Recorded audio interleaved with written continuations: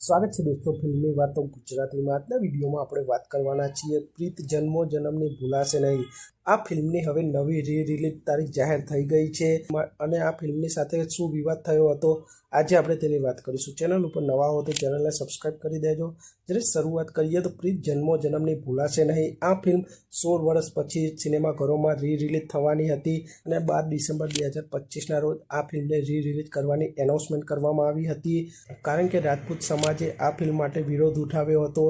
કારણ કે આપ સૌએ આ ફિલ્મ જોઈ હશે તો આપ સૌને ખ્યાલ હશે કે આ ફિલ્મમાં ઠાકોર સમાજ અને રાજપૂત સમાજ દેખાડવામાં આવ્યો હતો, જેમાં વિક્રમ ઠાકોરનું કેરેક્ટર ઠાકોર સમાજમાંથી આવે છે અને આ ફિલ્મમાં જે હિરોઈનનું કેરેક્ટર છે તે રાજપૂત સમાજમાંથી આવે છે અને રાજપૂત સમાજને લગતા ઘણા બધા વિવાદિત ડાયલોગ આ ફિલ્મમાં જોવા મળ્યા હતા। તે કારણથી રાજપૂત સમાજે આ ફિલ્મનો અત્યારે વિરોધ ઉઠાવે છે, પણ હવે આ વિવાદનો અંત આવી ગયો છે।